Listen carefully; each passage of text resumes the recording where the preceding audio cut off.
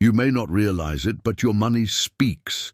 Every dollar you earn, spend, save, or ignore whispers something about your heart.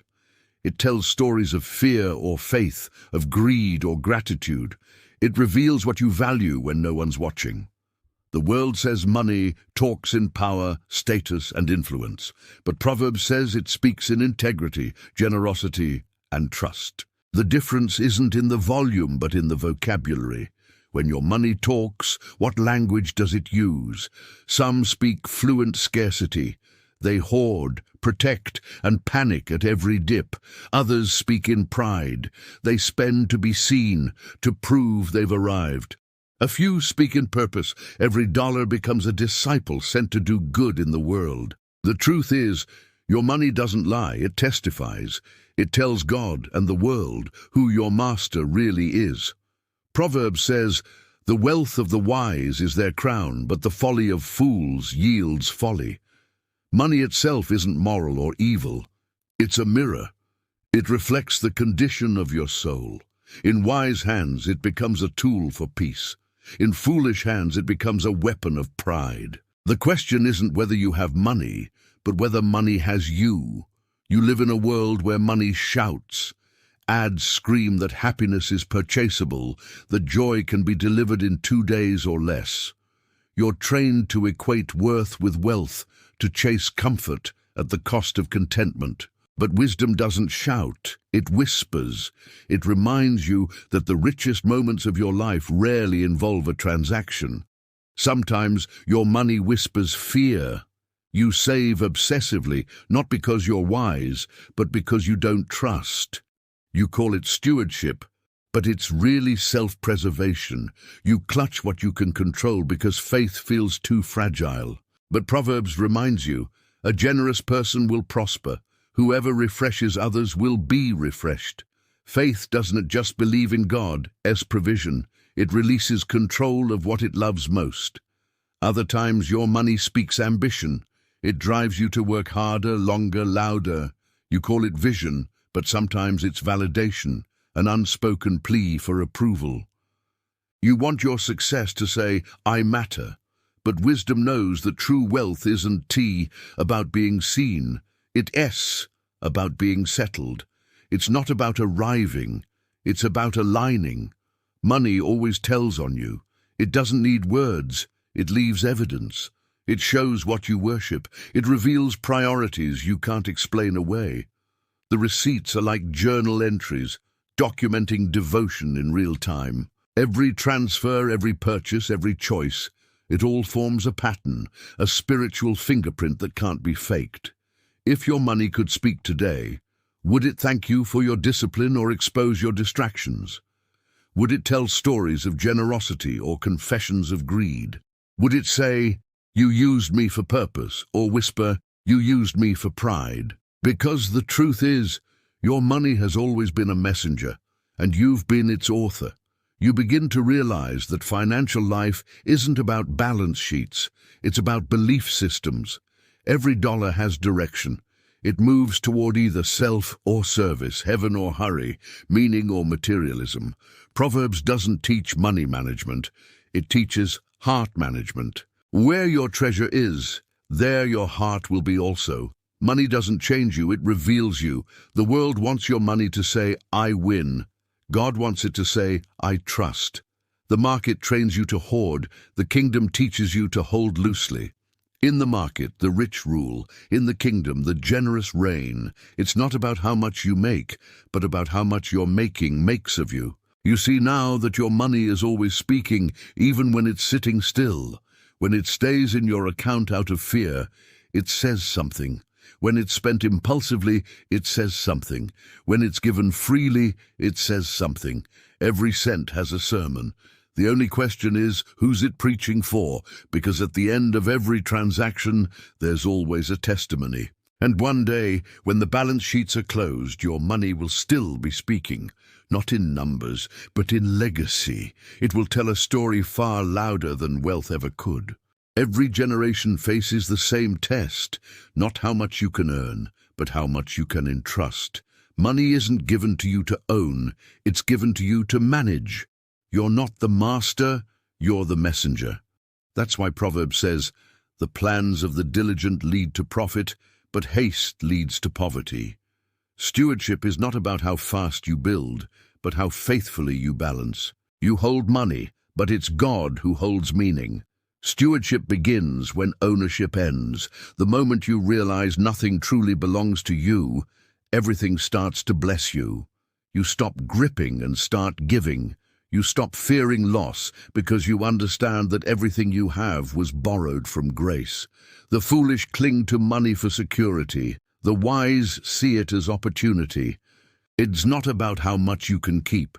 It's about how much you can carry responsibly. When you steward well, money becomes a multiplier of purpose. It funds missions, feeds families, builds futures. But when you idolize it, it becomes a mirror, always reflecting yourself, never revealing God. Proverbs warns, one person gives freely yet gains even more.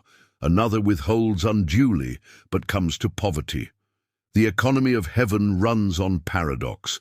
The more you give, the more you gain. Stewardship is not measured in generosity alone, but in gratitude. You can give without being grateful, but you can't be grateful without becoming generous. Gratitude shifts how you see wealth, not as proof of worth, but as privilege to serve. The world says, "You earned this." The kingdom says, "You were entrusted with this." That single shift changes everything about how you live. You begin to notice the tone of your money changing. It used to speak anxiety, always shouting, "Save more, buy more, fear more." But under wisdom, it softens. It starts saying, "Thank you." It starts saying, "Use me." You begin to treat every dollar as a disciple on assignment, one that reflects the kingdom, not the culture. Still, the test of stewardship isn't just about giving, it's about guarding. Can you be trusted with blessing without becoming boastful? Can you grow in wealth without shrinking in worship? The danger isn't having abundance, it's letting abundance have you. That's why the wise remain low even when they rise. Humility is the firewall that keeps wealth from corrupting wisdom.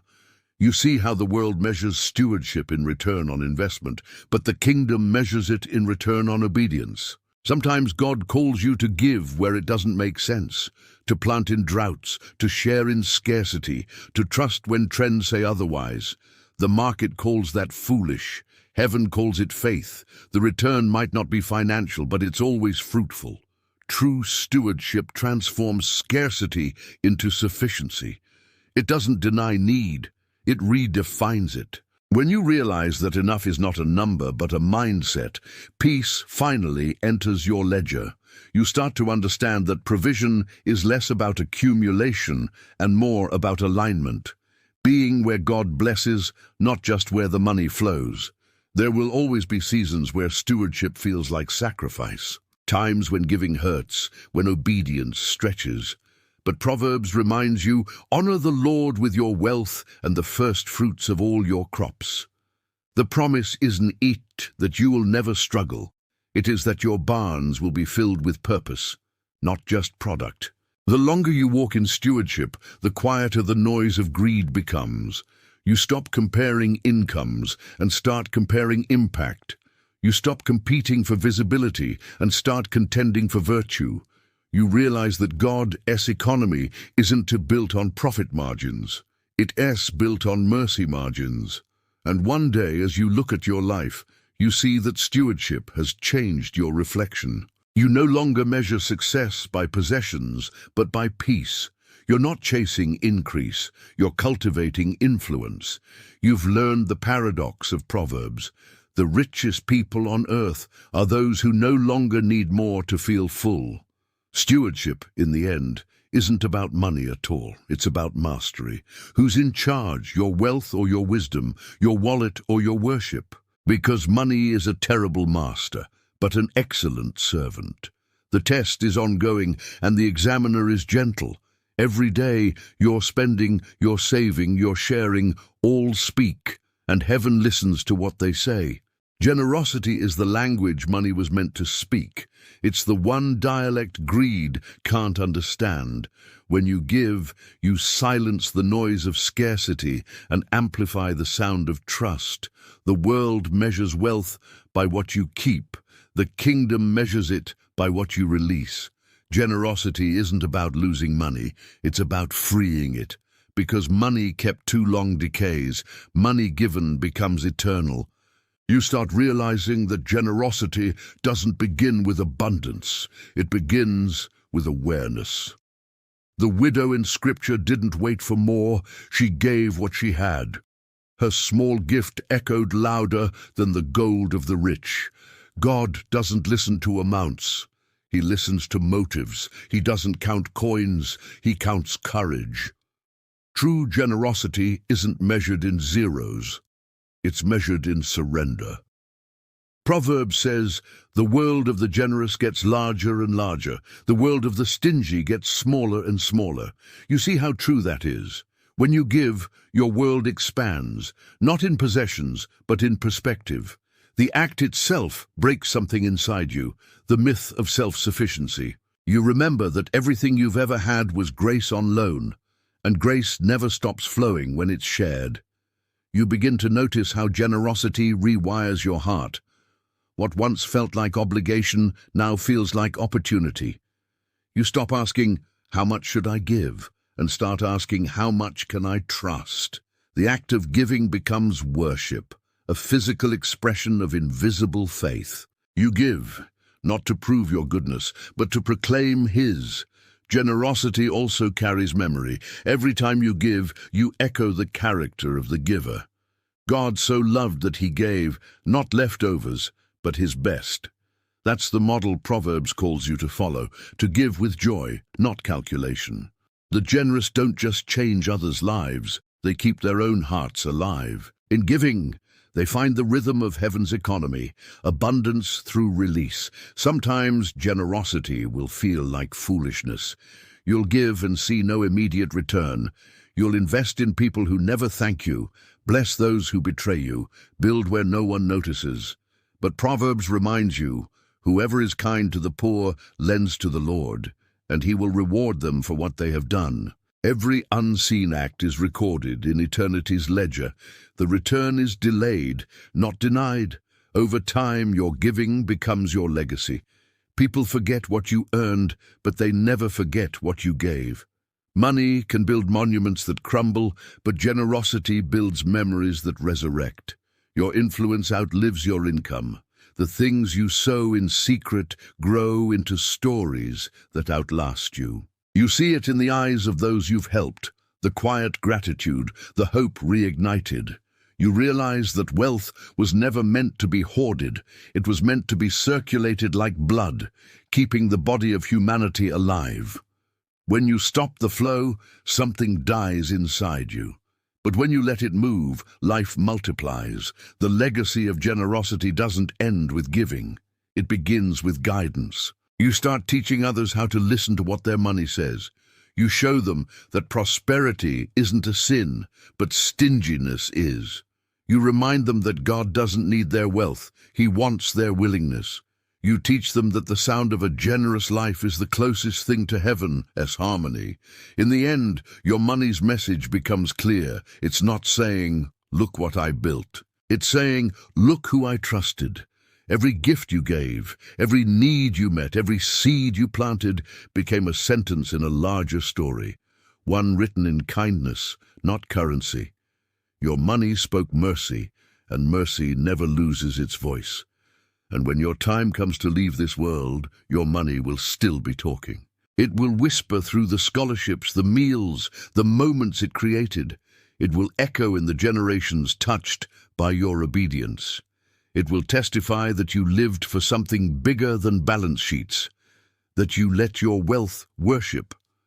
Because in the end, the only money that truly matters is the money that learned to say thank you.